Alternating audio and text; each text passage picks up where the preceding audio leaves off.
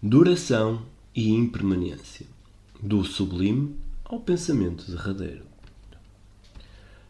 Toda a cultura tem uma noção do atemporal, uma representação reverenciada da permanência. Almas imortais, histórias sagradas, deuses ilimitados, leis eternas, arte transcendente, teoremas matemáticos. No entanto, abrangendo categorias que vão do sobrenatural ao abstrato, a permanência é algo que os humanos cobiçam, mas nunca obtêm. O mais perto que conseguimos chegar, a sensação de que o tempo desapareceu, seja como resultado de um evento eufórico ou trágico, de um estímulo meditativo ou químico, ou de uma experiência religiosa ou artística sublime, pode proporcionar as experiências mais formativas da vida. Décadas atrás, com outros 8 adolescentes, participei de um curso de sobrevivência nas profundezas dos bosques de Vermont. Certa noite, já bem tarde, estávamos todos dormindo nas barracas quando, aos berros, os monitores do curso nos mandaram sair da cama e trocar de roupa. Partiríamos para uma caminhada noturna improvisada. De mãos dadas e andando em fila única em meio à escuridão, aos poucos nos embranhamos pela floresta densa, cruzando a mata cerrada e com deleite especial, atravessando um pântano de lama até à cintura. Ensopados, congelados e cobertos de barro, por fim fomos levados a uma clareira nas proximidades, onde os monitores nos informaram que seríamos deixados ali para passar a noite, munidos apenas de 3 sacos de dormir. Percebendo a futilidade de nossos protestos veementes, nós, éramos 9, fechamos os sacos de dormir. Nos despimos e nos aconchegamos sob o edredom improvisado. Muitos amaldiçoaram os monitores, outros juraram abandonar o curso antes do término, alguns choraram. Mas então surgiu uma visão maravilhosa. Uma fulgurante aurora boreal encheu o céu noturno. Eu jamais tinha visto nada parecido. Os fios de luz rodopiantes, as cores deslumbrantes sangrando umas sobre as outras, tudo em contraste com um pano de fundo de estrelas que pareciam intermináveis e incontáveis.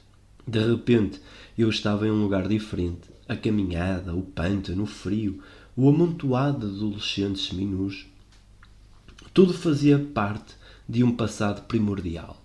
Homem, natureza, universo. Estava coberto de terra, mas foi envolvido pelas luzes dançantes. Abandonado pelos últimos resquícios do nosso calor comunal, foi absorvido pelas estrelas distantes. Perdi a noção de quanto tempo fitei o céu antes de adormecer, se minutos ou horas. A duração não importava. Por um breve momento o tempo se dissolveu. Episódios com essa qualidade atemporal são raros e fugazes. O tempo, na maioria das vezes, é um companheiro constante. A impermanência está na base da experiência. Reverenciamos o absoluto, mas estamos fadados ao transitório.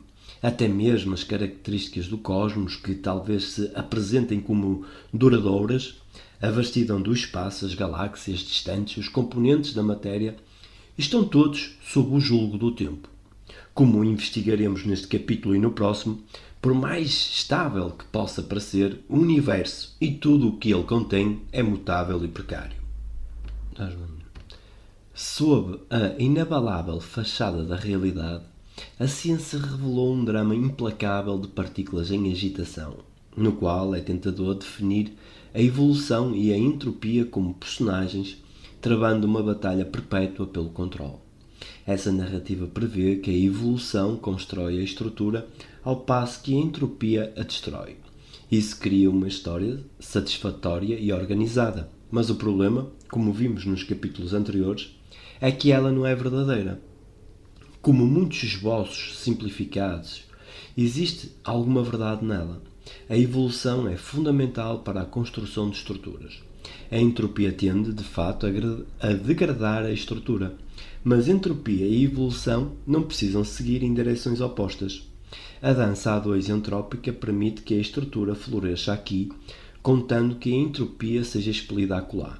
A vida, entre as principais realizações da evolução, materializa esse mecanismo, consumindo energia de alta qualidade, usando-a para manter e aprimorar seus arranjos ordenados, enquanto expele no meio ambiente resíduos de alta entropia.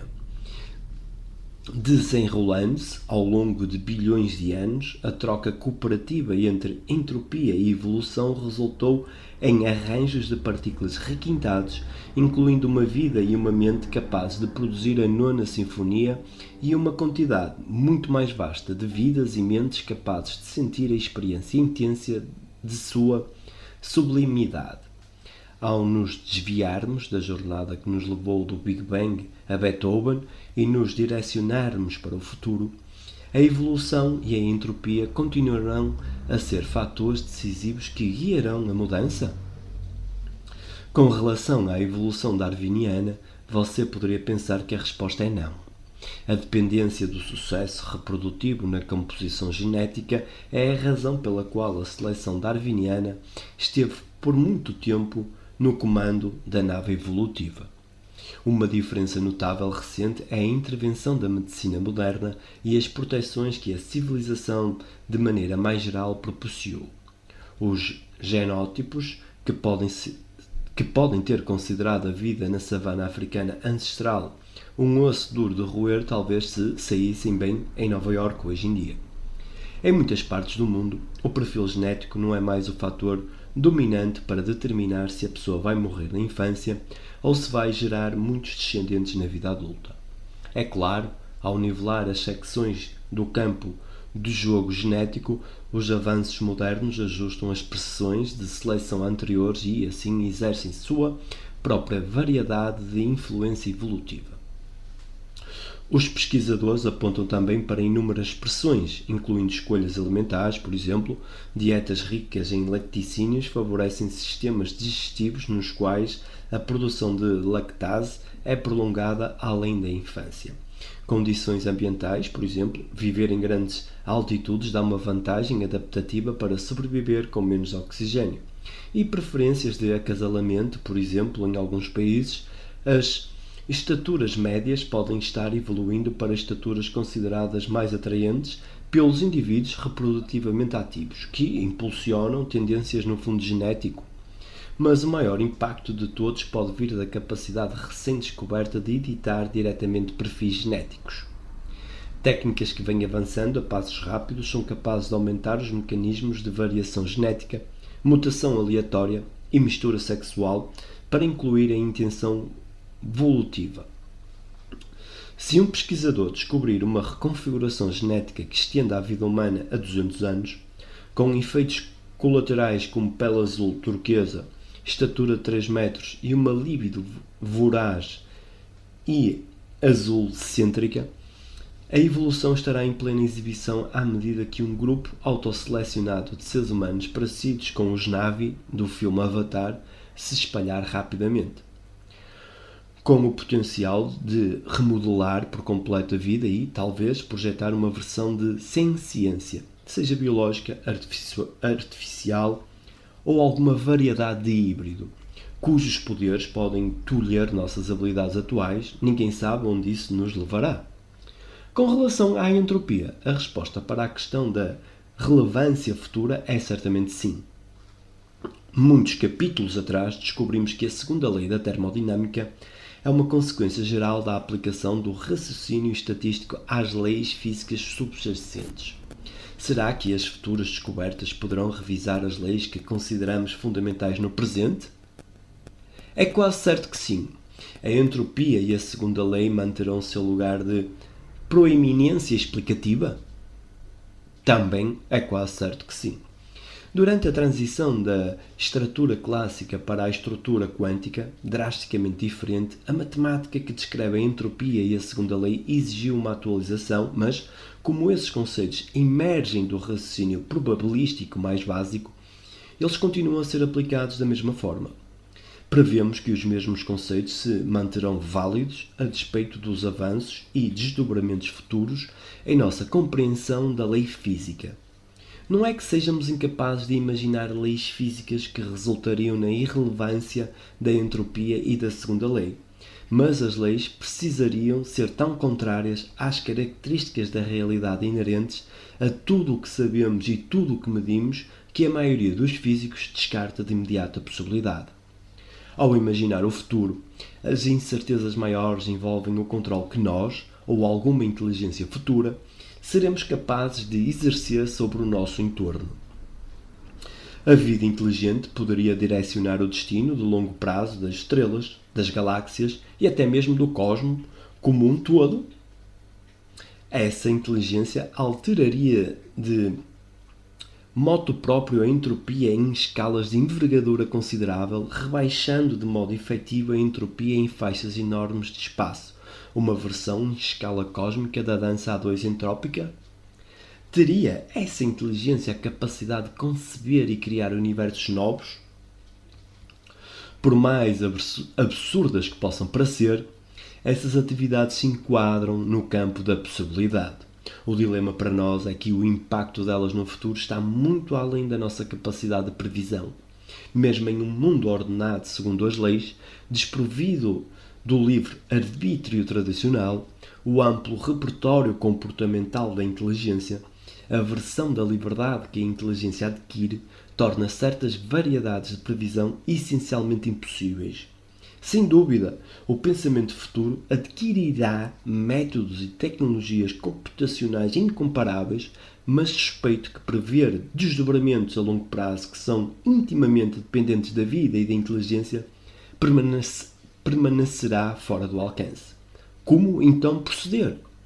Partiremos do pressuposto de que as leis da física conhecidas hoje, operando da mesma maneira desgovernada como em teoria vem fazendo desde o Big Bang, serão a influência dominante guiando o desdobramento cósmico. Não levaremos em consideração a possibilidade de que as próprias leis ou mesmo as constantes numéricas da natureza estão sujeitas a mudanças. Também não aventaremos a possibilidade de que tais leis ou constantes já estejam sofrendo alterações graduais, modificações que no momento podem ser pequenas demais para deixar uma marca, mas que talvez existam e se acumulem até que, no decorrer de vastas escalas de tempo, configurem alterações substanciais. Tampouco cogitaremos a possibilidade de que o domínio sobre o qual a inteligência futura exercerá controle estrutural aumentará até chegar às escalas de galáxias e além. Sim, admito, são muitos não, também não e tampouco. Todavia, na ausência de qualquer evidência para nos guiar, a investigação dessas possibilidades equivaleria a dar um tiro no escuro. Se essas premissas contrariam as expectativas que você tem quanto ao futuro, você pode ver a explicação neste e no próximo capítulo como reflexo de desdobramentos cosmológicos que, de outra forma, aconteceriam na ausência dessa mudança ou intervenção inteligente. Minha suspeita é de que a clareza ensejada pelas descobertas futuras, bem como as influências exercidas pela inteligência futura, embora relevantes para os detalhes da explicação a seguir, não exigirão a reescrita geral do desdobramento cósmico que examinaremos. Uma suposição ousada, talvez, mas é o caminho mais rápido adiante e é o que agora percorremos com toda a coragem. Como as páginas a seguir tornarão evidente, o fato de podermos juntar as peças e elaborar uma explicação convincente, ainda que hipotética, capaz de delinear o desdobramento cósmico no futuro exponencialmente distante, é uma conquista extraordinária, moldada pelas mãos de muitos e tão emblemática do desejo humano de coerência quanto as histórias, mitos, religiões e criações artísticas mais estimados de nossa espécie. Como organizar nosso pensamento sobre o futuro? A intuição humana é razoavelmente bem adequada para compreender as escalas temporais da experiência comum. No entanto, ao analisar as principais épocas cosmológicas do futuro, entraremos em reinos temporais tão vastos que até mesmo nossas analogias mais elaboradas poderão fornecer, na melhor das hipóteses, apenas um indício das durações que estão em jogo. Ainda assim, não há nada melhor do que analogias baseadas em escalas com as quais estamos familiarizados para fornecer esteios mentais para uma escalada que nos é tão pouco conhecida. Então vamos imaginar que a linha de tempo do universo se estenda até o alto do Empire State Building, cada andar do edifício representando uma duração 10 vezes maior que a do pavimento anterior. O primeiro andar representa 10 anos desde o Big Bang, o segundo 100 anos, o terceiro 1000 anos e assim por diante. Conforme os números evidenciam, as durações aumentam rapidamente à medida que subimos de um andar para o outro. Simples de descrever, mas fácil de interpretar incorretamente. Subir, digamos, do 12º até ao 13º andar equivale a imaginar o universo desde 1 trilhão de anos depois do Big Bang até 10 trilhões de anos depois. Durante a subida desse único andar, transcorreram 9 trilhões de anos, e isso faz parecer menor toda a duração representada por todos os andares anteriores. O mesmo padrão se mantém à medida que continuamos a subir ainda mais alto. A duração representada por cada andar subsequente é muito maior, exponencialmente maior, do que a duração representada pelos andares abaixo. Com a vida humana se prolongando por cerca de 100 anos, os impérios mais duradouros por aproximadamente 1000 anos e as espécies mais resistentes por milhões de anos, os andares cada vez mais altos do Empire State Building representam durações de um tipo completamente distinto e aparentemente eterno. Quando chegarmos ao deck de observação do Empire State Building no 86º andar, teremos 10 elevado a 86 anos. Desde o Big Bang, uma escala de tempo impressionante que se avulta sobre qualquer duração de qualquer relevância para qualquer empreendimento humano. E, no entanto, apesar de todos os zeros, quando subirmos para o patamar mais alto do edifício e chegarmos ao 100º andar, a duração representada pelo deck de observação será, em comparação, muito menor do que a espessura da camada de tinta do último piso. Hoje, são cerca de 13,8 bilhões de anos desde o Big Bang, o que significa que todos os desdobramentos discutidos nos capítulos anteriores estão espalhados entre o térreo do Empire State Building e apenas alguns degraus acima do 10º andar. A partir daqui, rumamos para o futuro exponencialmente distante. Vamos subir. Nossos ancestrais primitivos, mesmo sem entender que o Sol banha a Terra em um jorro contínuo de energia de baixa entropia, essencial à vida, reconheciam a importância do olho vigilante do céu, uma presença ardente supervisionando as idas e vindas da existência diária. Quando o Sol se punha, eles percebiam que o astro nasceria de novo, no padrão mais visível e confiável do mundo. Contudo, com o mesmo grau de certeza, esse ritmo terminará um dia. Por quase 5 bilhões de anos, o Sol escorou sua tremenda massa contra a força esmagadora da gravidade através da energia produzida pela fusão dos núcleos de hidrogênio no núcleo solar. Essa energia alimenta um ambiente frenético de partículas em movimento velocíssimo que exercem uma forte pressão de dentro para fora. E, assim como a pressão produzida por uma bomba de ar que enche e mantém de pé a casa inflável de uma criança, a pressão produzida pela fusão do núcleo do Sol dá sustentação ao astro, impedindo-o de desabar sobre o seu próprio peso descomunal. E assim passa entre a gravidade puxando para dentro e as partículas empurrando para fora, se manterá firme por mais 5 bilhões de anos. Depois, contudo, o equilíbrio será destruído. Mesmo que o Sol ainda esteja repleto de núcleos de hidrogênio, não existirá praticamente nenhum no núcleo solar A fusão de hidrogênio produz hélio, núcleos mais pesados e densos que o hidrogênio. E assim como a areia despejada em uma lagoa desloca a água ao preencher o fundo dessa lagoa, o hélio desloca o hidrogênio ao preencher o centro do Sol. Isso é muito importante. É no centro do Sol que encontramos as temperaturas mais quentes, cerca de 15 milhões de graus na atualidade, bem acima dos 10 milhões de graus necessários para fundir hidrogênio em hélio. Mas essa fusão requer uma temperatura de cerca de 100 milhões de graus.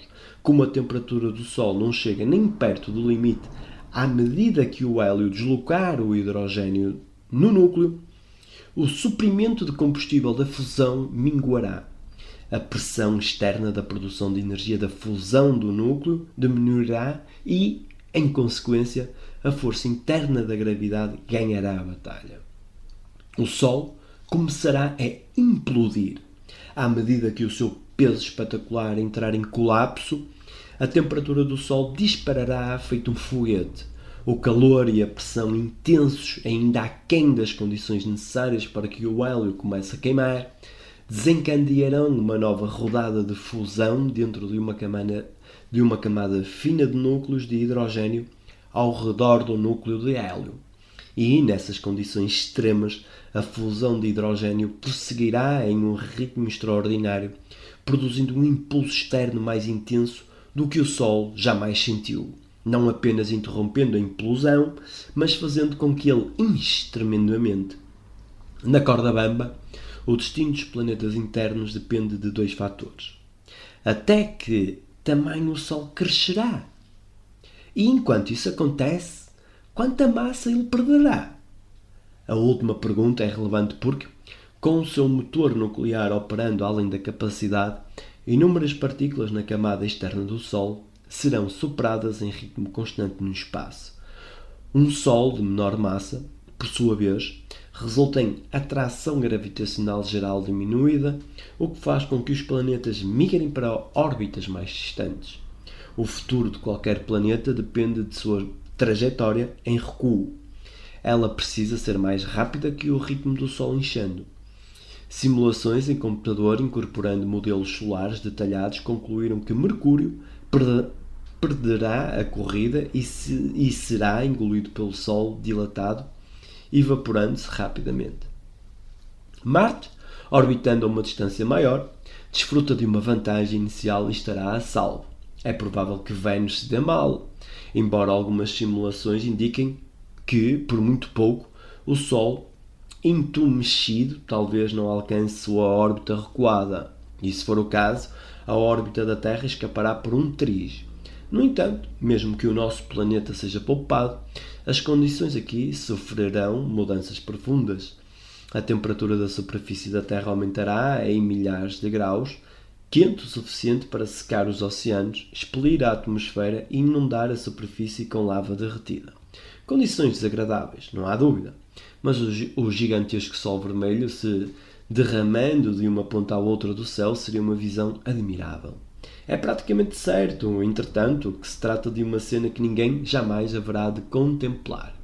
Se nossos descendentes continuarem prosperando, esquivando-se com o êxito da autodestruição, de patogénios letais, desastres ambientais, asteroides mortais e invasões alienígenas, entre outras catástrofes em potencial, e se pretenderem persistir nessa toada, terão abandonado a Terra há muito tempo em busca de um lar mais hospitaleiro.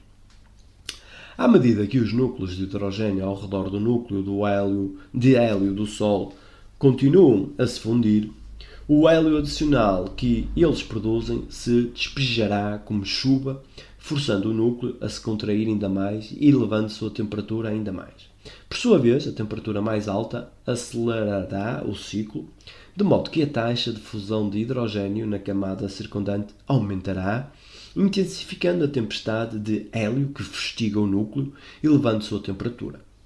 Daqui a aproximadamente 5,5 bilhões de anos, a temperatura do núcleo será alta o suficiente para sustentar a queima nuclear de hélio, produzindo carbono e oxigênio. Depois de uma erupção espetacular, mas momentânea, marcando a transição para a fusão de hélio como a principal fonte de energia do Sol, ele diminuirá de tamanho e se assentará em uma configuração menos frenética. Contudo, essa recém-encontrada estabilidade terá duração relativamente curta, em cerca de 100 milhões de anos, assim como o hélio mais pesado tomou o lugar do hidrogênio mais leve, o carbono e o oxigênio mais pesados farão o mesmo com o hélio mais leve, apoderando-se do núcleo solar e empurrando à força o hélio para as camadas circundantes. A queima nuclear de novos constituintes do núcleo, carbono e oxigênio, requer temperaturas ainda maiores, no mínimo 600 milhões de graus. Como a temperatura central do Sol é muito menor que isso, mais uma vez, a fusão nuclear minguará até parar, a força da gravidade dominará, o Sol se contrairá e a temperatura do núcleo aumentará. Na fase anterior desse ciclo, a elevação da temperatura provocou o início da fusão em uma camada de hidrogênio ao redor do núcleo de hélio quiescente. Na fase atual, o aumento da temperatura desencadeia a fusão em uma camada de hélio que circunda um núcleo inativo de carbono e oxigênio. Porém, nessa série recorrente de eventos, a temperatura no núcleo nunca alcançará o valor necessário para reiniciar a queima nuclear. A massa do Sol é pequena demais para proporcionar a necessária pressão propulsora da temperatura que, em estrelas maiores, inflamaria a fusão de carbono e oxigênio em núcleos ainda mais pesados e mais complexos de minério. Em vez disso, à medida que a camada de hélio queima, cobrindo o núcleo com carbono e oxigênio recém-fabricados, o núcleo continuará a se contrair até que um processo quântico, chamado de princípio da exclusão de Pauli, interrompa a implosão. Em 1925, o físico austríaco Wolfgang Pauli, pioneiro quântico famoso pela ironia cáustica, não me importa que seu pensamento seja lento. O que me preocupa é você publicar mais rápido do que é capaz de pensar. Percebeu que a mecânica quântica estabelece um limite para o ponto em que dois elétrons podem ser espremidos juntos. Isso significa que a mecânica quântica exclui quaisquer duas partículas idênticas de matéria de ocuparem um estado quântico idêntico, mas a descrição aproximada será suficiente. Pouco tempo depois, as ideias coletivas de vários pesquisadores mostraram que o resultado de Pauli, apesar do foco em partículas diminutas, era a chave para entender o destino do Sol, bem como de todas as estrelas do tamanho semelhante. Conforme o Sol se contrai, os elétrons no núcleo se espremem cada vez mais, o que assegura que, mais cedo ou mais tarde, a densidade de elétrons atingirá o limite especificado pelo resultado de Pauli. Quando contrações posteriores violam o princípio de Pauli, uma repulsão quântica poderosa entra em ação. Os elétrons se mantêm firmes, exigem seu espaço pessoal e se recusam a se comprimir e a ficar mais próximos. A contração do Sol cessa. Longe do núcleo, as camadas externas do Sol continuarão a se expandir e resfriar, até que, por fim, sairão flutuando espaço afora, deixando uma bola espantosamente densa de carbono e oxigênio, chamada de estrela anã branca, que continuará a brilhar por mais alguns bilhões de anos. Sem a temperatura necessária para uma fusão nuclear adicional, a energia térmica se dissipará aos poucos, espaço adentro e, como a derradeira incandescência de uma brasa, o Sol remanescente esfriará e escurecerá, ao fim e ao cabo se transformando em uma esfera congelada e escura. Alguns passos acima do 10º andar do nosso Empire State Building, o Sol desvanecerá. É um final suave, ainda mais quando comparado a um desfecho cataclísmico que pode estar aguardando o universo inteiro enquanto continuamos nossa subida ao próximo andar. Jogue uma maçã para cima e o implacável puxão da gravidade da Terra garante que a velocidade da fruta diminuirá de forma constante. É um exercício prosaico, mas com relevância cosmológica profunda. Desde as observações de Edwin Hubble na década de 1920, sabemos que o espaço está se expandindo. As galáxias estão-se afastando rapidamente umas das outras. Porém, tal qual acontece com a maçã atirada para o ar, a atração gravitacional de cada galáxia exerce sobre todas as outras deve estar, de certo, desacelerando o éxodo cósmico. O espaço está em expansão, mas a velocidade da expansão deve estar diminuindo. Nos anos 1990, motivadas por essa expectativa, duas equipas de astrónomos começaram a medir o parâmetro de desaceleração cósmica. Depois de quase uma década de investigação, os resultados foram anunciados e abalaram o mundo científico. As expectativas estavam erradas. Observações meticulosas de explosões distantes de supernovas, faróis poderosos que podem ser vistos e medidos claramente em todo o cosmos, levaram à descoberta pelos astrónomos de que a expansão não está desacelerando. Sua velocidade está aumentando. E a mudança para a super-rapidez cósmica não aconteceu de ontem para hoje.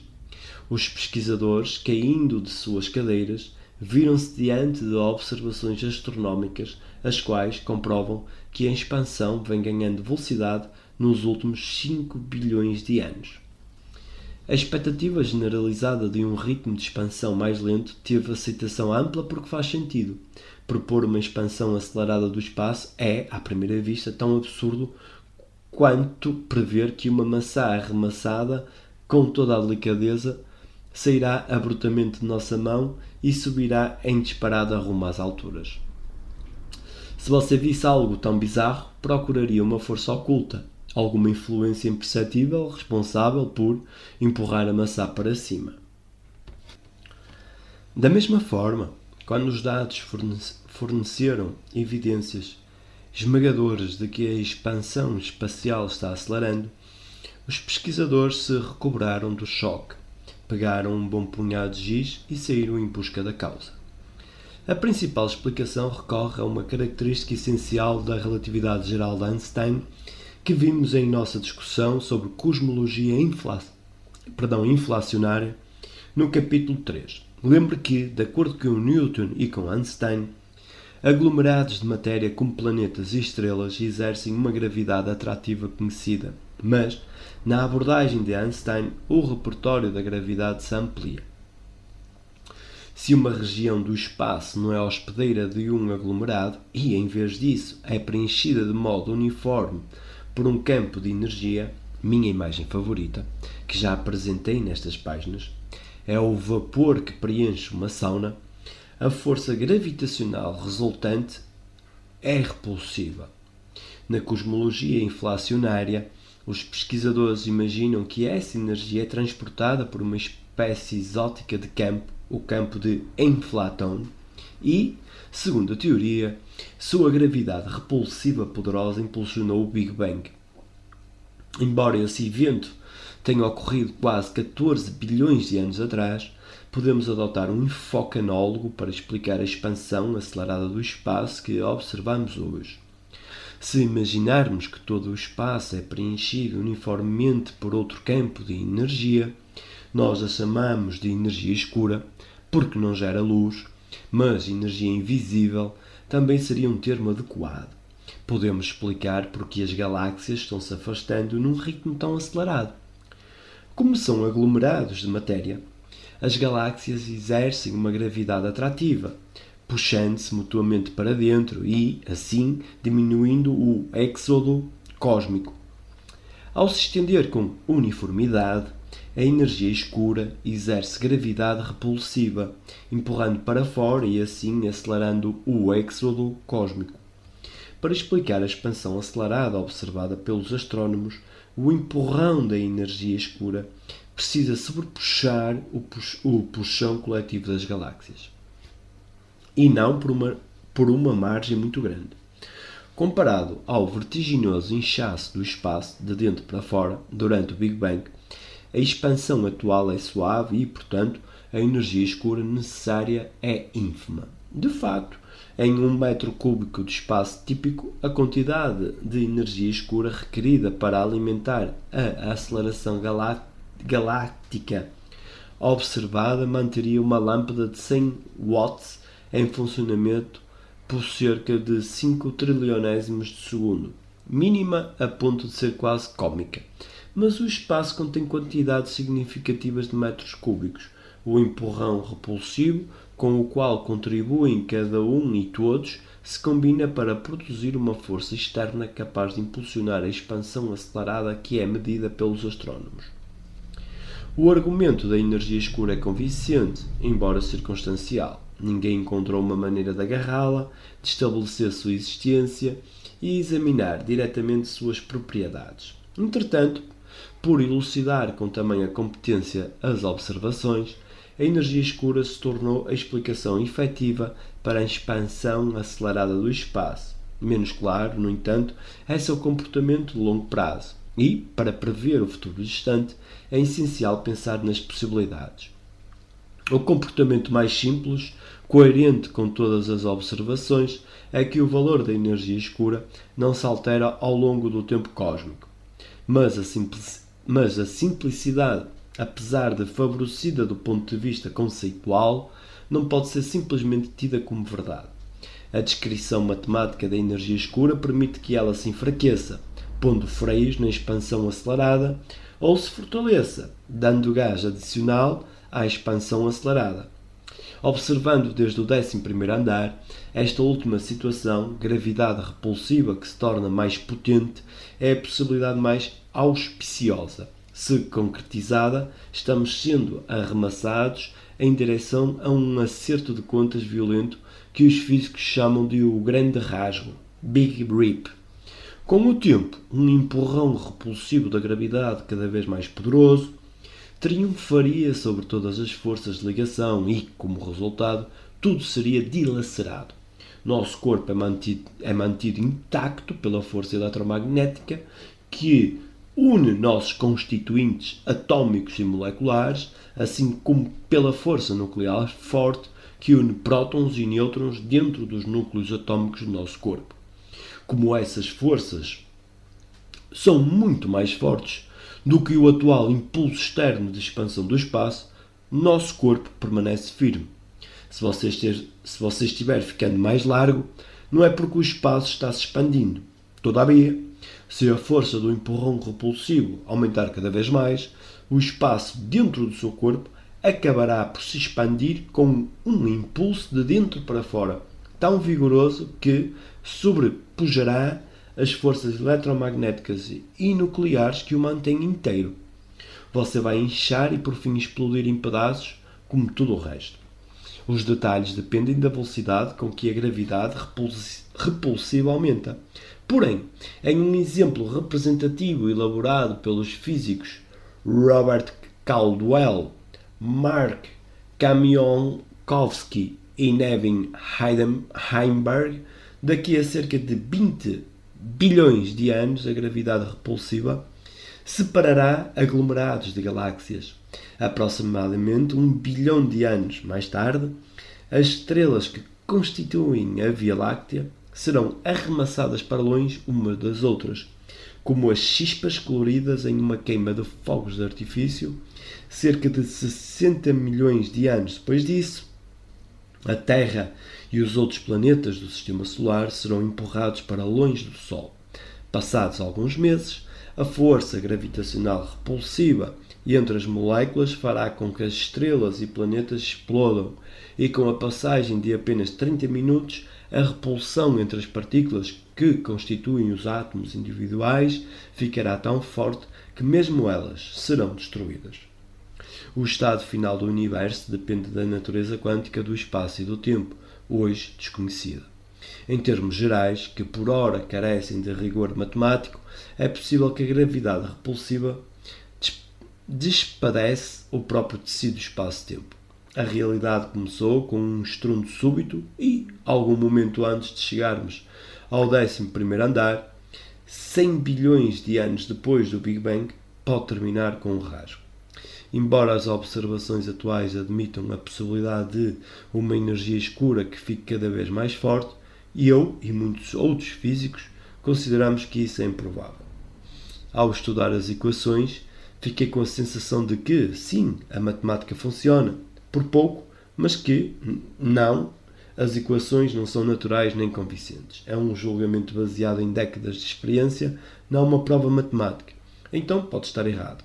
Ainda assim fornece motivação mais do que suficiente para sermos otimistas e presumirmos que o grande rasgo não tornará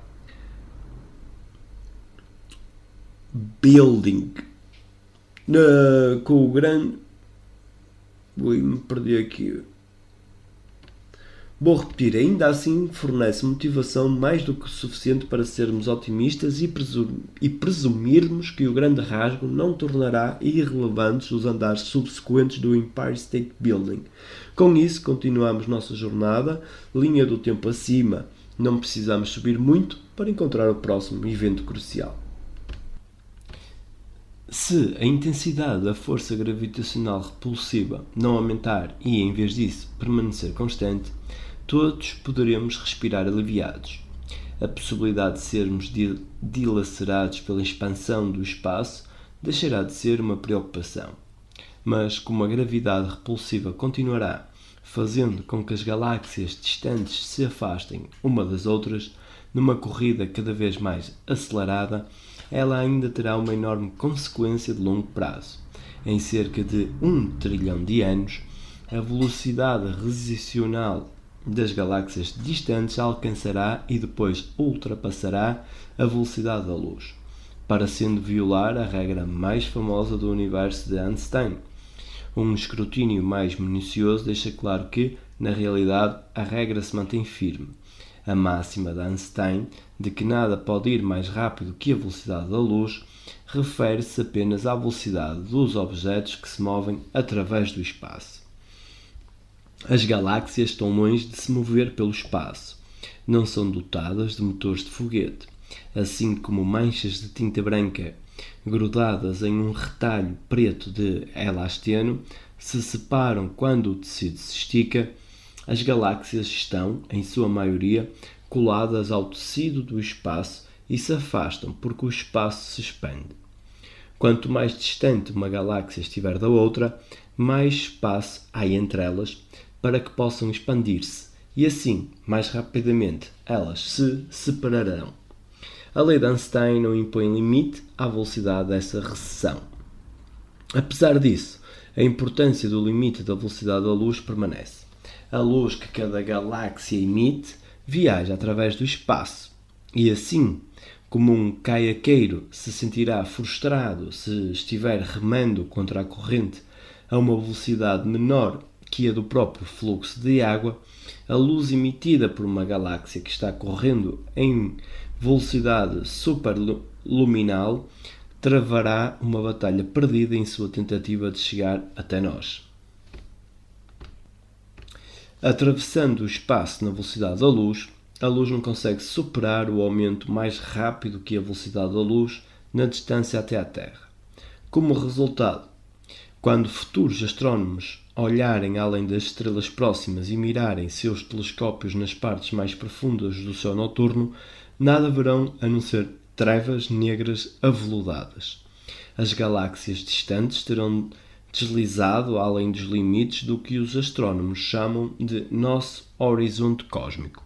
Será como se as galáxias distantes tivessem despencado de um penhasco na beira do espaço. Concentrei-me em galáxias distantes porque aquelas que são relativamente próximas, um aglomerado de cerca de 30 galáxias conhecido como grupo local, continuarão a ser nossos companheiros cósmicos. É na verdade lá, pelo 11º andar, o grupo local, dominado pelas galáxias Via Láctea e Andrómeda, provavelmente terá se fundido. Uma futura união já prevista e que os astrónomos batizaram de Lactómeda. Eu teria feito lobby por Androláctea. As estrelas de Lactómeda estarão todas próximas o suficiente para que suas forças gravitacionais mútuas suportem a expansão do espaço e mantenham o conjunto estelar intacto. Contudo, o rompimento do nosso contacto com as galáxias mais distantes será uma perda profunda. Foi por meio de observações cuidadosas de galáxias distantes que Edwin Hubble percebeu que o espaço está se expandindo. Descoberta confirmada e refinada por um século de investigações subsequentes. Sem acesso às galáxias longínquas, perderemos uma ferramenta fundamental de diagnóstico para rastrear a expansão espacial. Os próprios dados que nos guiaram ao entendimento do Big Bang e da evolução cósmica não estarão mais disponíveis. O astrónomo Avi Loeb sugeriu que estrelas de alta velocidade que continuarão a escapar do conglomerado de Lactômeda e a flutuar à deriva nas profundezas do espaço talvez façam as vezes de substitutos das galáxias distantes. Seria como jogar pipocas de uma balsa para seguir o traçado das correntes rio abaixo. O mesmo Loeb também reconhece que a expansão acelerada implacável terá impacto devastador na capacidade dos futuros astrónomos de realizar medições cosmológicas precisas. Como exemplo, no 12º andar, cerca de 1 trilhão de anos depois do Big Bang, a importantíssima radiação cósmica de fundo em microondas, que norteou nossas investigações cosmológicas no capítulo 3, terá sido tão esticada e diluída pela expansão cósmica, tão desviada para o vermelho no jargão técnico, que provavelmente será impossível detectá-la. Isso nos faz parar para pensar. Supondo que os dados coletados por nós até hoje, os quais estabelecem que o universo está em expansão, fossem de alguma forma preservados e entregues nas mãos dos astrónomos, daqui a 1 trilhão de anos, eles acreditariam? Usando equipamentos de ponta aprimorados ao longo de 1 trilhão de anos, eles verão um universo que, nas maiores distâncias, é preto, quase tão eterno e imutável quanto possível. Podemos muito bem imaginar que os astrónomos do futuro descartariam os resultados pitorescos de uma era antiga e primitiva, a nossa, e, em vez disso, aceitariam a conclusão equivocada de que, de modo geral, o universo é estático. Mesmo em um mundo sujeito a um aumento inexorável da entropia, nos acostumamos a medições mais e mais aprimoradas, a conjuntos de dados cada vez maiores e ao contínuo refinamento da compreensão. A expansão acelerada do espaço pode subverter essas expectativas. A expansão acelerada pode fazer com que informações essenciais fujam com tanta rapidez a ponto de se tornarem inacessíveis. Pode ser que, silenciosamente, verdades profundas atraiam nossos descendentes logo depois do horizonte. As primeiras estrelas começaram a se formar no 8º andar, mais ou menos 100 milhões de anos depois do Big Bang, e continuarão a fazê-lo enquanto restarem matérias-primas para a criação de novas estrelas. Quanto tempo isso vai durar? Bem, a lista de ingredientes é pequena. Tudo de que você precisa é uma nuvem de gás hidrogênio grande o suficiente. Como vimos, a partir daí a gravidade assume as rédeas, espremendo lentamente a nuvem, aquecendo o seu núcleo e desencadeando a fusão nuclear. Se soubermos a quantidade de gás que a galáxia contém e a taxa com que essa formação estelar esgota as reservas de gás, será possível estimar a duração da continuidade da formação estelar. Há sutilezas que tornam a contabilidade mais complexa. A velocidade de formação de estrelas em uma galáxia pode mudar com o tempo.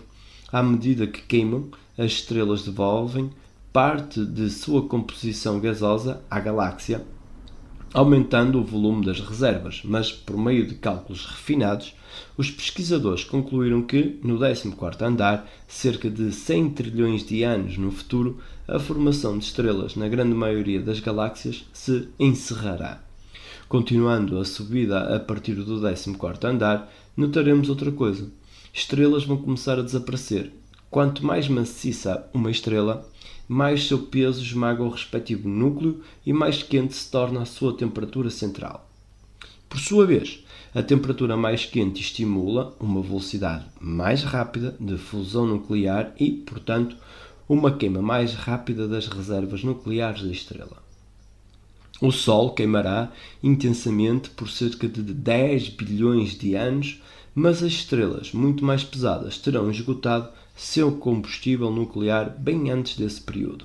Em contraste, as estrelas da categoria peso-mosca, que atingem cerca de 1/10 da massa do Sol, queimam de forma mais branda, razão pela qual vivem muito mais.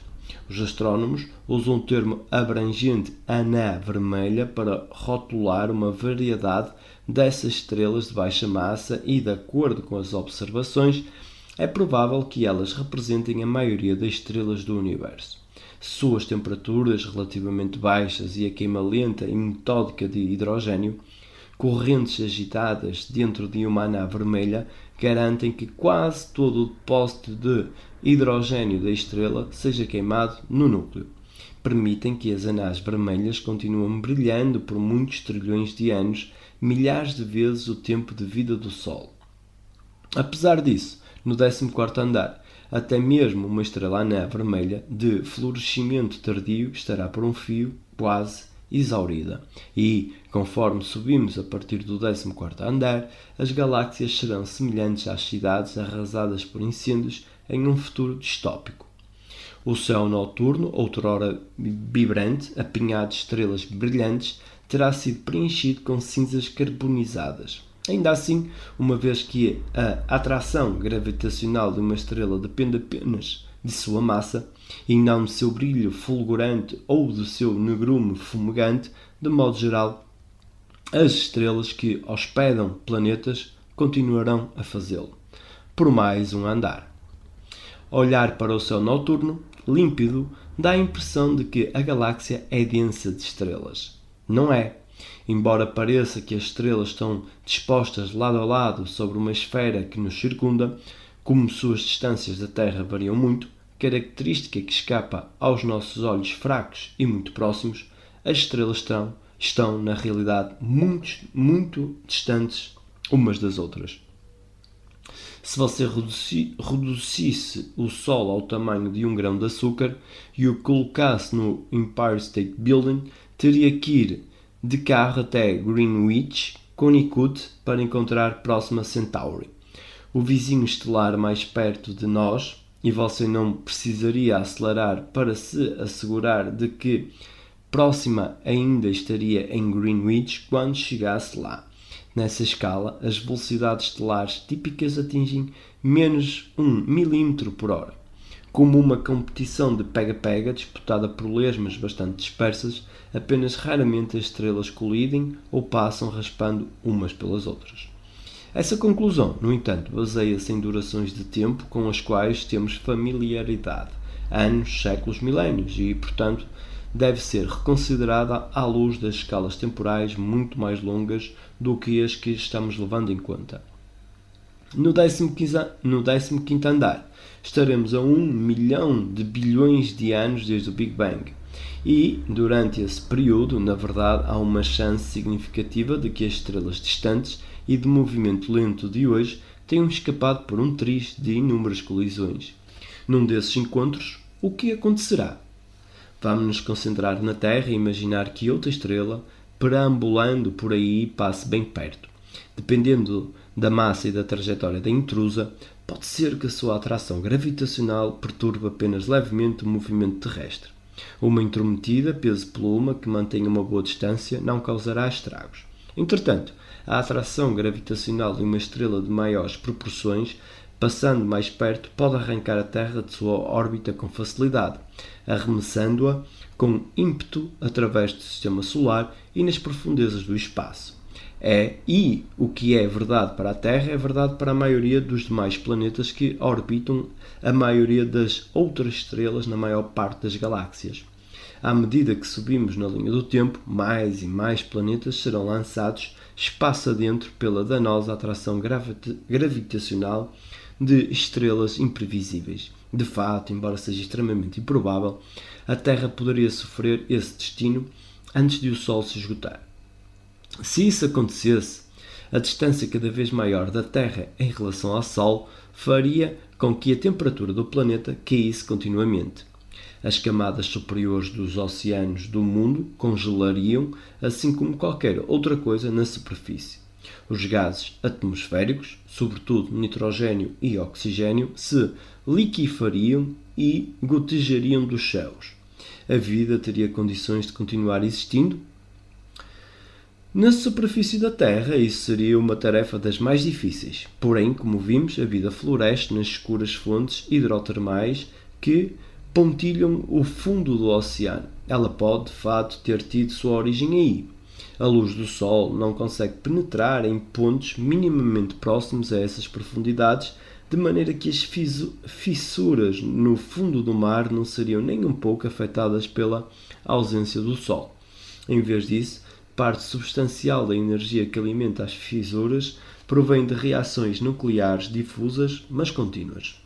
O interior da Terra contém um depósito de elementos radioativos, sobretudo tório, urânio e potássio, e, quando esses átomos instáveis se desintegram, emitem um fluxo de partículas energéticas que aquecem o meio ambiente. Portanto, independente de o planeta desfrutar ou não do calor gerado pela fusão nuclear no Sol, seguirá desfrutando do calor gerado pela fissão nuclear em seu interior. Se a Terra fosse expelida do Sistema Solar, possivelmente a vida no fundo do oceano se manteria por bilhões de anos como se nada tivesse acontecido. E esses carrinhos de bate-bate estrelas não apenas fariam desmoronar os sistemas solares, como, no decorrer de períodos de tempo mais longos, desmantelariam também as galáxias. Em episódios nos quais choques entre estrelas errantes são evitados por um triz, ou, mais raramente ainda, em colisões frontais, a velocidade da estrela mais pesada tende a diminuir, ao passo que a da mais leve tende a aumentar. Equilibre uma bolinha de ping-pong em cima de uma bola de basquete e, quando caírem no chão e quicarem, você testemunhará que a colisão proporciona um aumento impressionante na velocidade da bolinha de ping-pong. Em uma única colisão, essas trocas são normalmente modestas, mas ao longo de durações vastas, seu efeito cumulativo pode resultar em mudanças significativas nas velocidades estelares. O resultado será um inventário constante de estrelas que serão impelidas a velocidades tão altas que escaparão da galáxia hospedeira. Cálculos detalhados revelam que, ao passarmos pelo 19º andar e continuarmos rumo ao 20º, as galáxias típicas serão exauridas por esse processo. Suas estrelas, em grande parte restos incinerados, serão expelidas e deixadas à deriva, vagando sem rumo pelo espaço. A ordem astronómica ubíqua manifestada nos sistemas solares e nas galáxias terá-se dissolvido. Essas estruturas, agora muito difundidas, terão se tornado padrões que o universo aposentou. Se a Terra tiver sorte e contornar o Sol dilatado no 11º andar e se escapar de ser expelida pela visita deletéria de vizinhos estelares, seu destino final será determinado por uma característica belíssima da teoria da relatividade geral, as ondas gravitacionais. Ao explicar a ideia central, mas abstrata, da relatividade geral do espaço-tempo curvo, os físicos costumam recorrer a uma metáfora conhecida. Imaginamos os planetas orbitando uma estrela como se fossem bolinhas de gude rolando sobre uma folha de borracha esticada e deformada por uma bola de pólis colocada no centro. Mas a metáfora levanta uma pergunta: por que os planetas não saem espiralando em direção à estrela e caem? Afinal, destino análogo atinge as bolinhas de gude. A resposta é que as bolinhas de gude espiralam para dentro porque perdem energia pelo atrito. Com efeito, mesmo sem nenhum equipamento sofisticado, você pode detectar evidências disto. Parte da energia perdida chega aos seus ouvidos e permite que você ouça as bolinhas de gude rolando sobre a folha de borracha.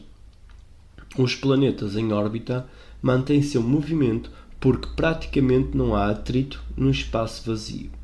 Mesmo que o atrito não seja um fator, um planeta perde uma pequena quantidade de energia em todas as órbitas.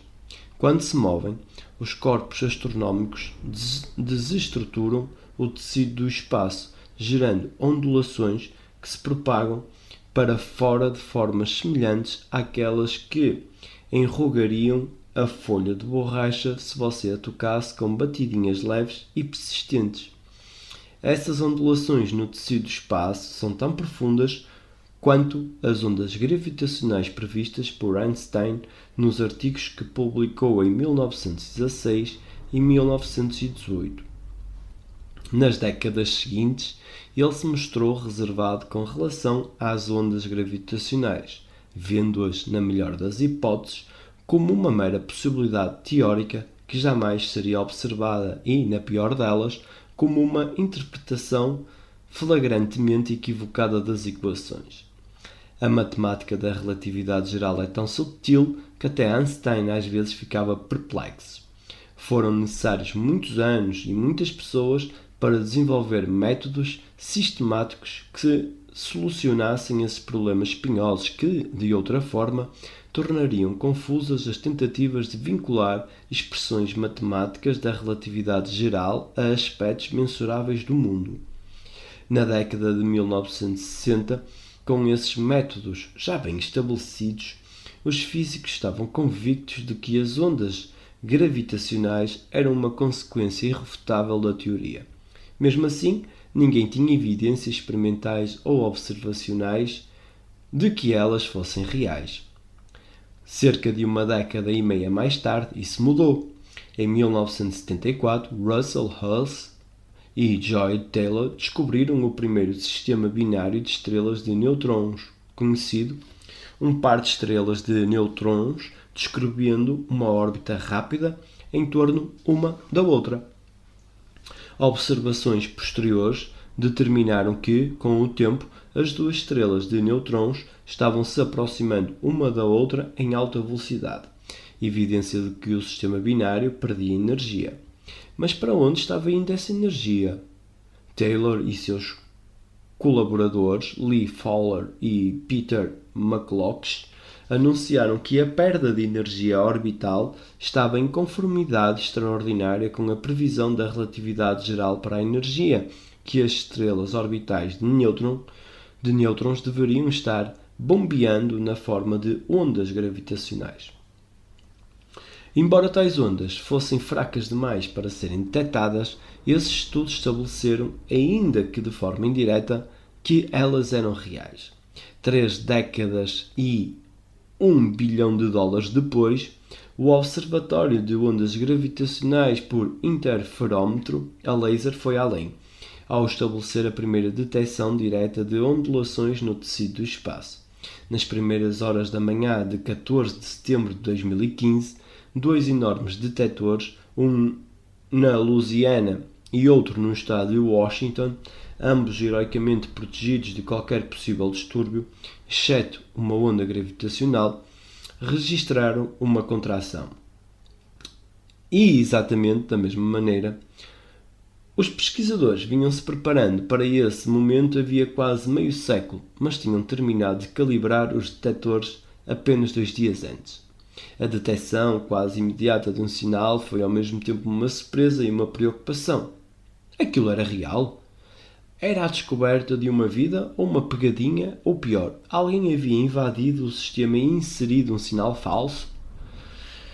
Depois de meses de análises, verificações e mais verificações meticulosas de detalhes da suposta perturbação gravitacional, os pesquisadores anunciaram que uma onda gravitacional havia realmente passado pela Terra. Além disso, examinando com precisão a contração e comparando-a com os resultados de simulações em supercomputadores de ondas gravitacionais que deveriam ser produzidas por vários eventos astronómicos, os pesquisadores fizeram a engenharia reversa do sinal para determinar a fonte. Concluíram que 1,3 bilhão de anos atrás, numa época em que a vida multicelular estava só começando a se aglutinar no planeta Terra, dois buracos negros distantes orbitavam um do outro, cada vez mais de perto e cada vez mais rápido, aproximando-se na velocidade da luz até que, em um frenesi orbital derradeiro, chocaram-se com violência. A colisão gerou uma onda gigantesca no espaço, um tsunami gravitacional tão monumental que seu poderio excedeu a força produzida por todas as estrelas em todas as galáxias do universo observável. A onda se alastrou na velocidade da luz, seu raio de incidência se propagando em todas as direções, e assim parte dela se dirigiu à Terra, com sua potência se diluindo à medida que se irradiava cada vez mais. Cerca de 100 mil anos atrás, quando os seres humanos estavam migrando da savana africana, a onda encrespou através do halo de matéria escura que circundava a Via Láctea, enquanto continuava sua arrancada inexorável. Cerca de 100 anos atrás, a onda passou em disparada pelo aglomerado estelar Hyades e, quando isso aconteceu, um membro da nossa espécie, Albert Einstein, começou a pensar em ondas gravitacionais e escreveu os primeiros artigos sobre a possibilidade. Cerca de 50 anos mais tarde, enquanto a onda avançava, outros pesquisadores propuseram, ousados, que tais ondas poderiam ser detectadas e se puseram a projetar e planejar um dispositivo que fosse capaz de fazer isso. E, quando a onda estava a apenas 2 dias-luz da Terra, a nova versão do mais avançado desses detectores estava pronta para entrar em operação. 2 dias mais tarde, os dois detectores tremeram por 200 milissegundos, coletando dados que permitiram aos cientistas reconstruir a história que acabei de contar. Por essa conquista, os líderes do experimento, Ray Weiss, Barry Barish e Kip Thorne, receberam o Prémio Nobel de 2017.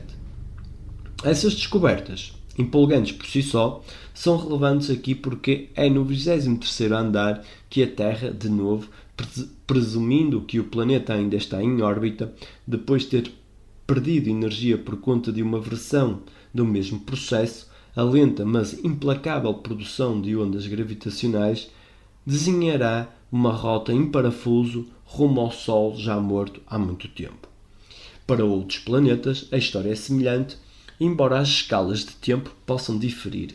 Os planetas menores perturbam o tecido de modo mais suave e, por isso, apresentam espirais de morte mais longas, assim como os planetas cujas órbitas estão mais distantes de sua estrela hospedeira.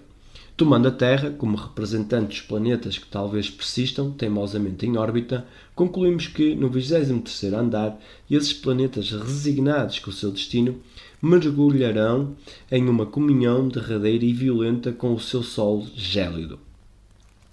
Durante seus estágios finais, as galáxias adotarão uma sequência análoga.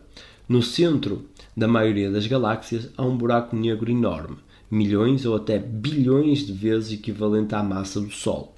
À medida que continuamos a subir a partir do 23º andar, as únicas estrelas restantes nas galáxias serão brasas queimadas, as quais, tendo evitado a ejeção, orbitarão lentamente o buraco negro no centro da galáxia. E, da mesma forma como os planetas giram em uma espiral lenta de fora para dentro, enquanto sua energia orbital é canalizada para as ondas gravitacionais, também as estrelas o fazem em torno de um buraco negro galáctico. Ao calcular o padrão dessa transferência de energia, os pesquisadores concluíram que, no 23º andar, a maior parte dos restos estelares terá sido consumida, caindo no escuro abismo central de sua galáxia. Se uma galáxia tiver retardatários, estrelas pequenas e distantes reduzidas a cinzas, o buraco negro central oferecerá assistência adicional, puxando-as sem cessar, persuadindo-as a se aproximarem cada vez mais de sua morte definitiva. Levando em conta as duas influências, os buracos negros centrais extirparão da galáxia a maioria das estrelas por volta do 30º andar, 10 elevado a 30 anos desde o Big Bang, se não antes. Já nessa era, um passeio pelo cosmo não será exatamente tumultuado, salpicado aqui e ali por planetas frios, estrelas incineradas e buracos negros monstruosos. O espaço será escuro e desolado. Em meio às transformações ambientais extremas que encontramos, a vida tem condições de persistir? É uma pergunta intrigante, em grande parte porque, conforme enfatizamos no início deste capítulo, não temos ideia de como ela será no futuro distante. Uma característica aparentemente indubitável é que qualquer tipo de vida precisará aproveitar toda a energia possível para alimentar suas funções de sustentação da vida, metabólicas, reprodutivas, quaisquer que sejam. À medida que as estrelas queimam, são expelidas nas profundezas do espaço ou traçam uma trajetória em espiral para dentro de buracos negros onívoros. Essa tarefa se torna cada vez mais difícil. Existem ideias criativas, como a utilização de partículas de matéria escura que acreditamos flutuam espaço afora e que podem produzir energia à medida que pares colidem e se transformam em fótons.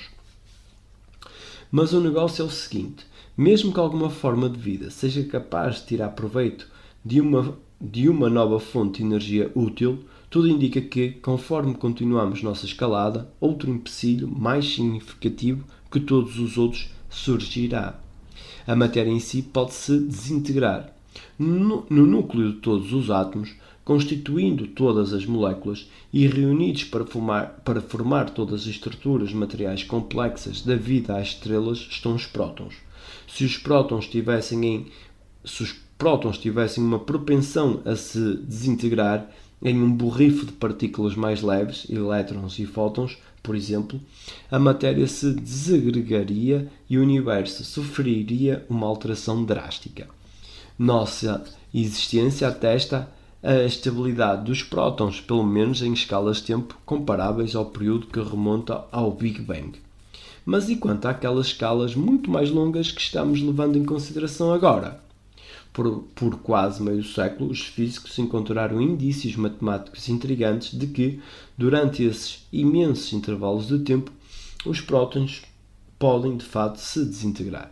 Na década de 1970, os físicos Howard George e Sheldon Glashow desenvolveram a primeira teoria da grande unificação, uma estrutura matemática que, no papel, une as três forças não gravitacionais.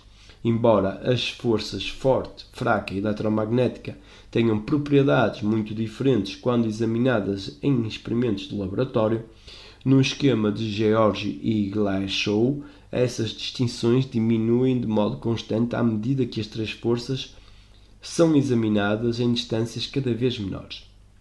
A grande unificação propõe, portanto, que tais forças são, na verdade, facetas diferentes de uma única força mestra, uma unidade nos mecanismos de funcionamento da natureza que se revela apenas na mais ínfima das escalas. George e Glashow perceberam que as conexões entre forças propostas pela grande unificação permitem interver novas conexões entre partículas de matéria, as quais propiciam um sem número de novas transmutações de partículas, incluindo algumas que resultariam na desintegração dos prótons. Felizmente, o processo seria lento. Os cálculos dos dois físicos mostraram que, se você segurasse alguns prótons na palma da mão e aguardasse até a desintegração de metade deles, teria que segurá-los por cerca de 1000 bilhões de bilhões de bilhões de anos. Tempo suficiente para subir ao 30º andar no Empire State Building. É uma previsão curiosa que talvez pareça estar além das possibilidades de verificação. Quem teria paciência para testá-la? A resposta surge de um movimento simples, porém inteligente. assim como as chances de ganhar na lotaria desta semana serão praticamente nulas se o governo federal vender apenas poucos bilhetes, mas aumentarão em larga medida se as vendas dispararem. As probabilidades de testemunhar uma desintegração de prótons em uma amostra pequena são quase zero, mas aumentarão muito caso o tamanho da amostra seja ampliado. Portanto, encha um tanque enorme com milhões de galões de água purificada, cada galão de 3,78 litros, fornece cerca de 10 elevado a 26 prótons. Envolva a amostra com detectores primorosamente sensíveis e observe com atenção, dia e noite, à procura do sinal revelador dos produtos residuais de desintegração de um próton que, de acordo com a teoria de Georgy Glashow, é uma partícula conhecida como pion, junto com um antielétron. Procurar os detritos particulados de um único próton em decomposição, nadando em um mar de companheiros tão numerosos que sua população excede em muito a quantidade de grãos de areia que compõem todas as praias e todos os desertos do planeta, pode parecer uma empreitada inútil. Mas o fato é que equipes de físicos experimentais muito competentes demonstraram de forma conclusiva que, se um próton no tanque se desintegrasse, os detectores soariam um alarme. Fui um aluno de George em meados na década de 1980, quando a sua teoria unificada estava sendo posta à prova. Ainda na graduação, eu estudava materiais mais básicos, por isso não entendia bem o que estava acontecendo. Mas eu podia sentir a expectativa. A unidade da natureza, um sonho que tanto impulsionara Einstein, estava prestes a ser revelada. Então, um ano se passou sem evidências de um único próton em decomposição, seguido por mais um ano, e outro.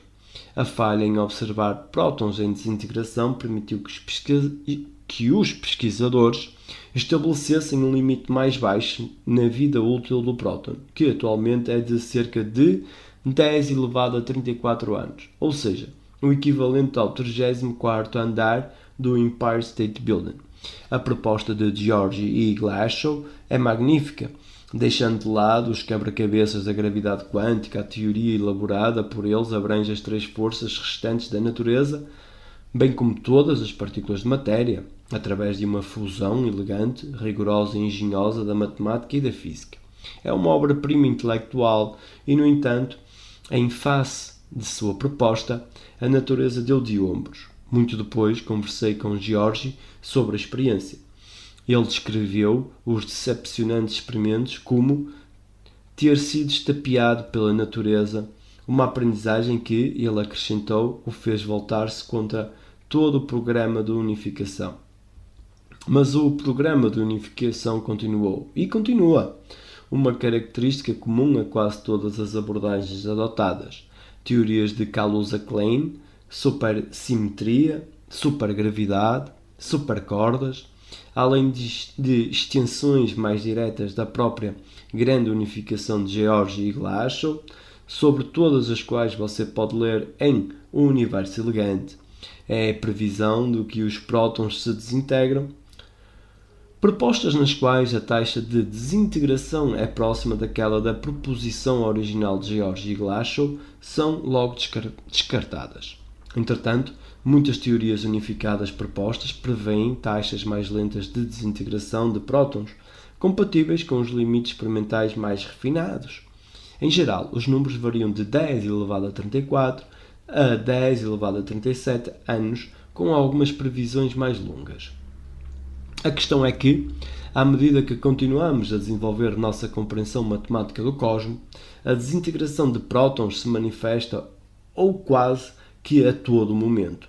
Não é impossível manejar nossas equações para evitar a desintegração de prótons, mas isso requer manipulações matemáticas contorcidas que vão de encontro aos relatos teóricos de que eventos passados se mostrarão relevantes para a realidade. Por causa disso, muitos teóricos antecipam que os prótons se desintegram. Isso pode estar errado e, nas notas ao fim do livro, pondero brevemente sobre a alternativa. Aqui, no entanto, para ser preciso, considerarei que a vida útil do próton é de cerca de 10 elevado a 38 anos. A implicação é que, ao subirmos a partir do 38º andar, todos os átomos que se combinaram para formar todas as moléculas que se reuniram em todas as estruturas que já apareceram no cosmos, rochas, água, coelhos, árvores, você, eu, planetas, luas, estrelas e assim por diante, se desintegrarão. Tudo desmoronará. O universo ficará com constituintes particulares isolados, principalmente elétrons, positrons, neutrinos e fótons, fluindo através de um cosmos salpicado aqui e ali por buracos negros inertes, embora vorazes. Nos andares inferiores, o principal desafio da vida é utilizar a energia de alta qualidade e baixa entropia adequada para alimentar os processos da matéria animada. O desafio do 38º andar para cima é mais básico. Com a dissolução de átomos e moléculas, o próprio andaime da vida e a maior parte da estrutura do cosmos terão desmoronado. Então, se a vida chegou até aqui, ela atingirá um estado de total exaustão? Talvez, mas também talvez, ao longo das escalas de tempo que levamos em conta, mais de 1 bilhão de bilhões de vezes a idade atual do universo, a vida terá evoluído para uma forma que há muito descartou qualquer necessidade da arquitetura biológica que hoje ela requer. Talvez as próprias categorias de vida e de mente acabem se tornando grosseiras e desajeitadas por ação das versões futuras que exigem caracterizações completamente novas. Subjacente a essa especulação está o pressuposto de que a vida e a mente não dependem de nenhum substrato físico específico, tais como células, corpos e cérebros, mas são, em vez disso, conjuntos de processos integrados. Até agora, a biologia monopolizou as atividades da vida, mas pode ser que isso seja apenas um reflexo dos caprichos da evolução pela seleção natural no planeta Terra. Se algum outro arranjo de partículas básicas executar fielmente os processos da vida e da mente, então esse sistema viverá e pensará.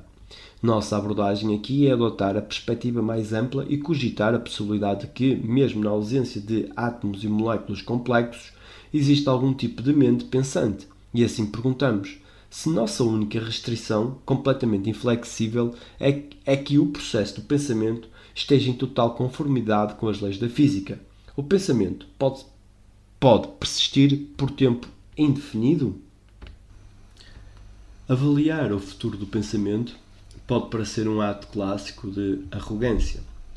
Por meio da experiência pessoal, cada um de nós sabe o que é pensar, mas, como ficou claro no capítulo 5, a ciência rigorosa da mente ainda está em seu estágio inicial.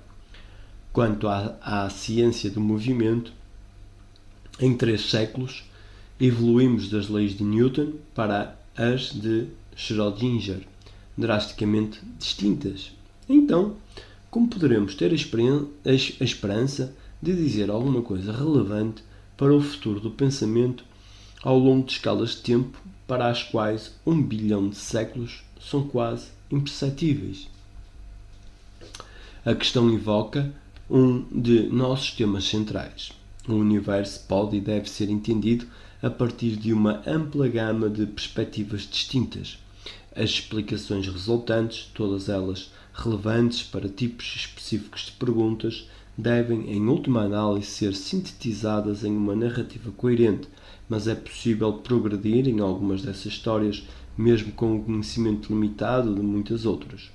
Newton não tinha a menor ideia sobre física quântica. Ainda assim, construiu, com êxito, uma compreensão do tipo de movimento que encontramos em escalas cotidianas. Quando a física quântica surgiu, o edifício de Newton não foi desmantelado, foi reformado.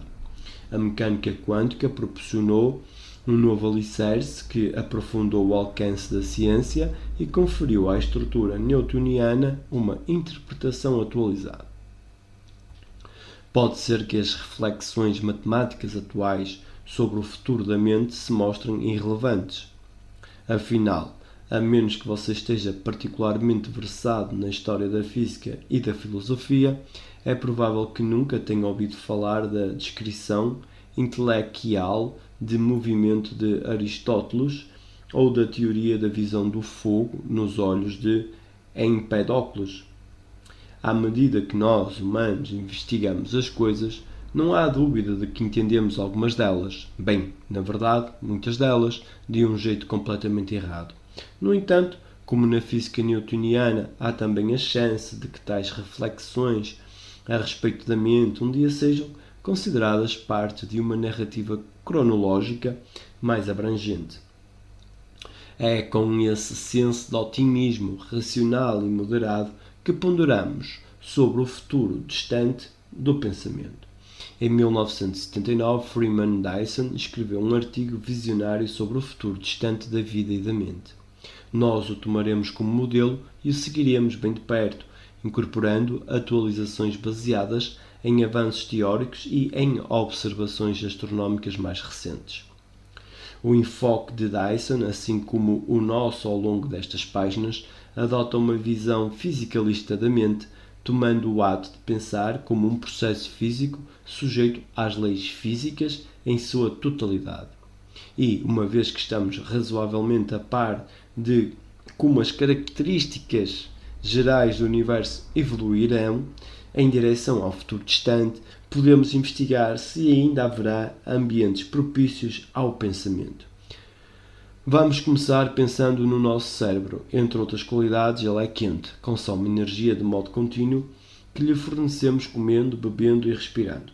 Realiza uma série de processos físico-químicos que modificam sua configuração minuciosa, reações químicas, rearranjos moleculares, movimentos de partículas e assim por diante. Além disso, libera calor residual para o meio ambiente. À medida que o nosso cérebro pensa e faz todas as outras coisas que o cérebro faz, ele recapitula uma sequência da qual falámos no capítulo 2, quando analisamos os motores a vapor. Como naquele modelo, o calor que o cérebro libera para o meio ambiente carrega a entropia que ele absorve e também a que ele próprio gera por meio de seus mecanismos internos de funcionamento. Se, por qualquer motivo, o motor a vapor não conseguir eliminar seu acúmulo entrópico, mais cedo ou mais tarde, ele atingirá a rotação máxima e, sobrecarregado, falhará. Destino semelhante terá um cérebro que, por qualquer motivo, não seja capaz de eliminar os resíduos entrópicos que seu funcionamento produz sem cessar.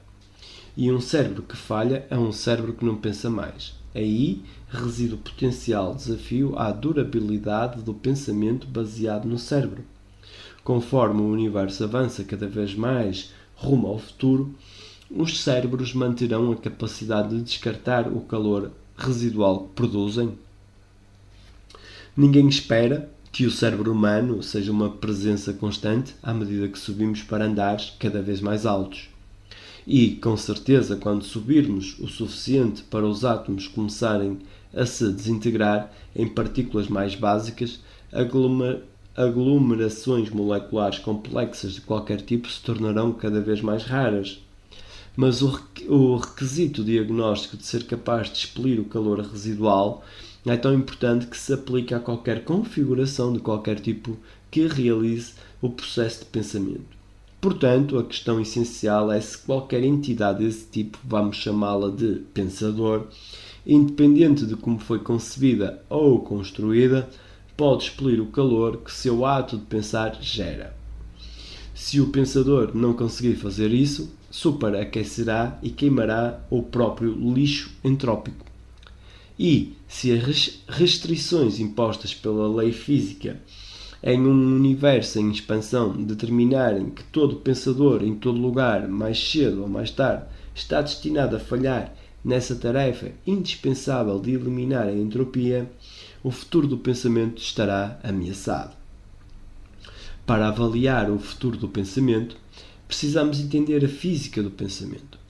Quanta energia o pensamento do pensador exige e quanta entropia o processo de pensar gera. A que velocidade o pensador tem de expelir o calor residual e em que medida proporcional o universo é capaz de absorvê-lo. Antes, no capítulo 2, enfatizei que a entropia conta o número de rearranjos dos constituintes microscópicos de um sistema físico, suas partículas, que são mais ou menos idênticos. Ao analisar o pensador, há uma maneira bastante útil de reafirmar isso. Se um sistema tiver baixa entropia, a configuração de suas partículas é uma entre relativamente poucas possibilidades que parecem iguais. Entre relativamente poucos duplos ambulantes. Por conseguinte, se eu lhe disser qual configuração dentre essas possibilidades o sistema com efeito realiza, terei fornecido apenas uma quantidade pequena de informações. Como se indicasse com precisão determinada lata de sopa de tomate Campbell's em uma prateleira de supermercado mal abastecida, terei distinguido essa configuração específica de partículas em meio a um número apenas pequeno de possibilidades. Se um sistema tiver alta entropia, então a configuração de suas partículas é uma dentre muitíssimas possibilidades que parecem todas idênticas. Entre muitíssimos doppelgangers. E se eu lhe disser qual configuração dentre essas possibilidades o sistema com efeito realiza, terei fornecido a você muitas informações. Como se especificasse a tal lata de sopa de tomate na prateleira de uma mercearia absurdamente abarrotada, terei distinguido essa configuração específica de partículas em meio a um número enorme de possibilidades. Portanto, para um sistema com baixa entropia, a configuração de partículas tem baixo conteúdo de informação. Para um sistema com alta entropia, a configuração de partículas tem alto conteúdo de informações. A ligação entre entropia e informação é importante porque não importa onde o ato de pensar ocorra, dentro de um cérebro humano ou dentro do pensador abstrato. Pensar é processar informações. A conexão entre informação e entropia nos diz, portanto, que o processamento de informações, a função do pensamento, também pode ser descrito como processamento de entropia. E, como você deve se lembrar do capítulo 2, uma vez que o processamento da entropia, deslocar a entropia daqui para lá, exige a transferência de calor, temos uma amálgama de três conceitos: pensamento, entropia e calor. Dyson aproveitou a versão matemática dos vínculos entre cada um para quantificar o calor que o pensador precisa expelir com base no número de pensamentos que o pensador tem. Para os que têm predileção por matemática, a fórmula está nas notas ao fim do livro. Abundância de pensamentos significa que há muito calor a ser expelido. Menos pensamentos indicam que é necessário expelir menos calor. Ora, para alimentar seu pensamento, o pensador deve extrair energia do meio ambiente.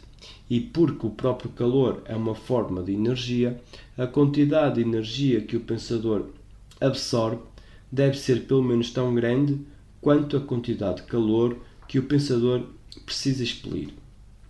A energia de entrada tem qualidade mais alta para poder ser facilmente aproveitada pelo pensador do que o calor de saída, que é resíduo e, portanto, será disperso, mas o pensador não consegue liberar mais do que absorve. Portanto, o cálculo de Dyson especifica o mínimo de energia de alta qualidade que o pensador tem de absorver do meio ambiente, dessa maneira quantificando o desafio. Conforme as estrelas queimam, os sistemas solares se desmancham, as galáxias se dispersam, a matéria se desintegra e o universo se expande e esfria. O pensador enfrentará a tarefa cada vez mais difícil de reunir a energia concentrada de alta qualidade e baixa entropia necessária para continuar refletindo. Conforme as provisões escasseiam, o pensador carece de uma estratégia eficaz de gerenciamento de recursos e descarte de resíduos, ou seja, um plano detalhado para assimilar energia de baixa entropia e liberar calor de alta entropia. Seguindo no encalço de Dyson, vamos sugerir Como primeiro passo, vamos partir do pressuposto razoável de que a velocidade dos processos internos do pensador sejam quais forem, opera em conformidade com a temperatura do pensador. Em temperaturas mais altas, as partículas se movem com maior rapidez e, assim, o pensador pensa, consome energia e acumula resíduos com mais rapidez. Em temperaturas mais baixas, tudo isso diminui. Diante de um universo que está em expansão, resfriamento e desaceleração, o pensador que aspira a continuar pensando pelo maior tempo possível tem de valorizar a conservação, executando uma queima lenta e longa em vez de uma explosão rápida e intensa.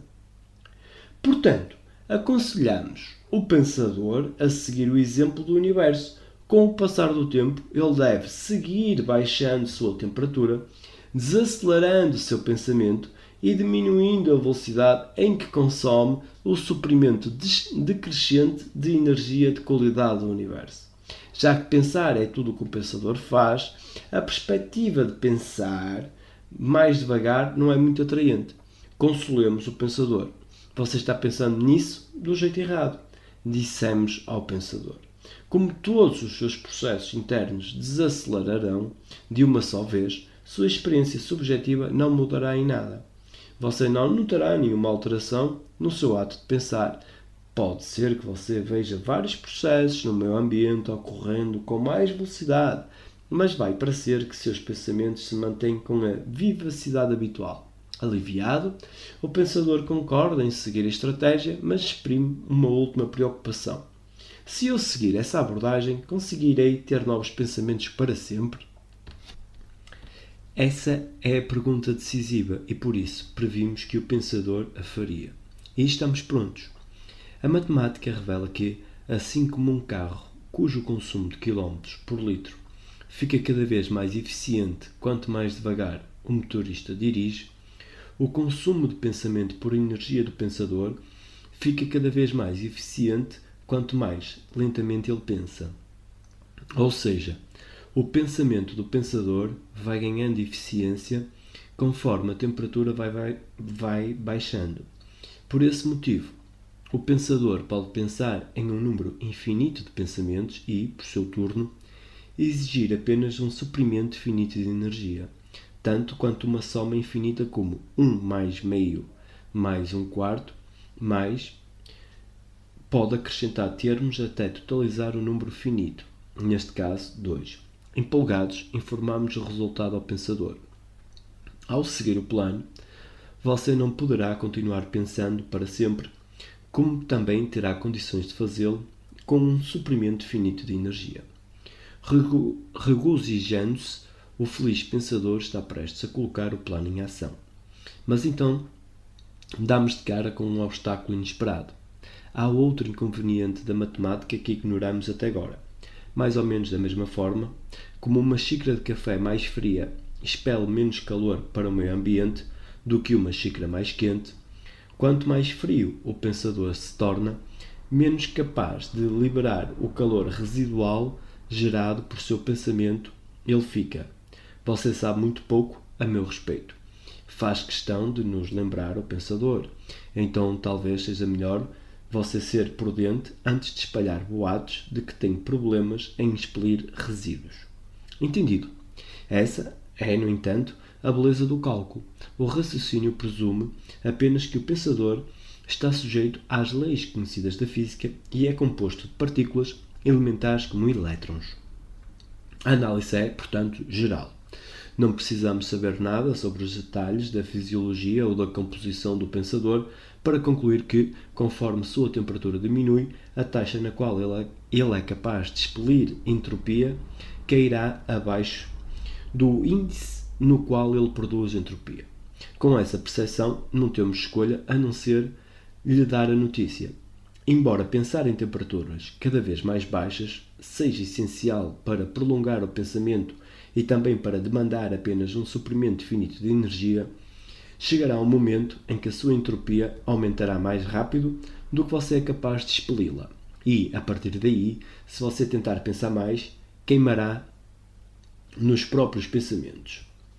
Antes que o desapontado pensador possa refletir mais sobre isso, Um membro da nossa especializadíssima equipe da mais alta qualidade propõe um plano de ação salvador. Hibernação. O pensador precisa, de tempos em tempos, descansar o pensamento, desligar a mente e ir dormir, pausando a produção de entropia enquanto continua se livrando de todo o calor residual. Se a interrupção do pensamento for longa o suficiente, então, quando o pensador acordar, terá expelido todo o lixo e, por essa razão, não correrá mais o risco de queimar por completo. E como o pensador não estará pensando durante o tempo de inatividade, quando acordar ele nem sequer perceberá o hiato. Encorajados pela solução, originalmente proposta por Dyson em seu inovador artigo, garantimos ao pensador que, com esse ritmo, o pensamento poderá continuar para sempre. Mas poderá mesmo? Dois desdobramentos nas décadas que seguiram ao artigo de Dyson são especialmente relevantes para a estratégia. Um dos avanços esclarece o vínculo entre o ato de pensar e a produção de entropia, o que leva a uma modesta reinterpretação do resultado. O outro se concentra na expansão acelerada do espaço, que tem o potencial de solapar por completo a conclusão, colocando o pensamento diretamente na mira entrópica. Primeiro, a reinterpretação. O cerne do raciocínio de Dyson é que o ato de pensar sempre produz calor. Tornei isso plausível lembrando que o pensamento está ligado à informação. A informação está ligada à entropia e a entropia ao calor. A informação está ligada à entropia e a entropia ao calor.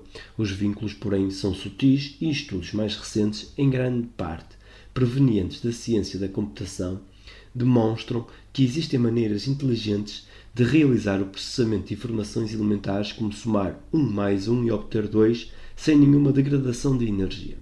Com a suposição de que o pensamento e a computação são farinha do mesmo saco, um pensador que invocasse essa estratégia não geraria nenhum resíduo.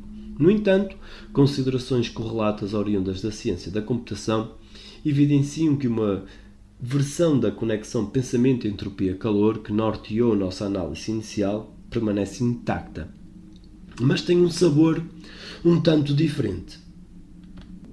Os resultados mostram que, se um computador apaga qualquer de seus bancos de memória, isso necessariamente produz calor residual. Lembre-se de que o calor residual costuma ser produzido por processos de difícil reversão, a exemplo de estilhaçar um copo de vidro. Apagar dados impõe dificuldades para inverter uma computação. Portanto, não é de se surpreender que a ação de deletar produza calor.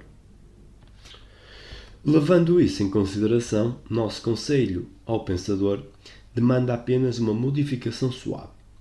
O pensador pode pensar sem a necessidade de eliminar calor, contanto que nunca apague uma memória. Mas, supondo que o pensador seja de extensão finita, ele terá uma capacidade de memória finita, e esta, mais cedo ou mais tarde, atingirá seu limite. Quando isso acontece, tudo o que o pensador pode fazer internamente é reorganizar as informações fixas presentes em sua memória, ruminando sem parar pensamentos antigos. Não é uma versão da imortalidade que escolheríamos. Se o pensador deseja a capacidade criativa de ter novos pensamentos, de armazenar novas memórias, de explorar novos terrenos intelectuais, então terá que possibilitar apagamentos, desse modo produzindo calor e nos levando de volta à situação discutida na secção anterior e à estratégia de hibernação que foi então recomendada. O segundo avanço é mais premente. A descoberta de que a expansão do espaço está em aceleração traz à tona um novo obstáculo, talvez intransponível, para o pensamento sem fim. Se, como sugerem os dados atuais, a expansão acelerada seguir inabalável, então, conforme vimos no 12º andar, galáxias distantes desaparecerão como se tivessem caído de um penhasco à beira do espaço. Ou seja, estamos cercados por um horizonte esférico, longínquo, que marca a fronteira do que, mesmo em princípio, conseguimos enxergar. Tudo o que está mais distante que a fronteira se afasta de nós a uma velocidade maior que a da luz e, portanto, qualquer luz emitida dessas distâncias jamais nos alcançará. Os físicos chamam a fronteira distante do nosso horizonte cosmológico. Você pode imaginar o horizonte cosmológico distante como uma enorme esfera reluzente parecida com um conjunto esférico de lâmpadas de calor longínquas que geram uma temperatura de fundo no espaço. No próximo capítulo, explicarei porque isso existe, está intimamente relacionado à física dos buracos negros, que também tem horizontes luminosos, descoberta feita por Stephen Hawking, mas aqui quero enfatizar que a temperatura do horizonte cosmológico reluzente é bastante distinta da temperatura de fundo em microondas de 2,7 Kelvin que sobrou do Big Bang. Com o tempo, a temperatura de fundo em microondas continuará a esfriar, aproximando-se do zero absoluto à medida que o espaço continua em expansão e a radiação em microondas segue-se diluindo em intensidade. A temperatura que surge do horizonte cosmológico se comporta de maneira diferente. É constante, é diminuta com base na taxa de expansão acelerada medida. É de cerca de 10 elevado a menos 30 Kelvin, mas ela é duradoura. E no longo prazo a resistência é importante. O calor flui de forma espontânea apenas das coisas mais quentes para as mais frias. Quando a temperatura do pensador é mais alta que a do universo, ele tem a oportunidade de irradiar seu calor residual para o espaço. Entretanto, se a temperatura dele diminuísse abaixo da temperatura do espaço, o calor fluiria na outra direção, do espaço para o pensador, frustrando sua necessidade de expelir seu calor residual. Isso implica que a estratégia de hibernação está fadada ao fracasso. Se o pensador continuar a baixar a sua temperatura, o que, lembre-se, é o que lhe permite pensar para sempre em um orçamento finito de energia, ele mais cedo ou mais tarde alcançará o minúsculo valor de 10 elevado a menos 30 Kelvin. A essa altura do campeonato, é fim de papo. O universo não aceita o lixo do pensador. Mais um pensador ou mais um pensamento, ou mais precisamente, mais um apagamento, e o pensador frita.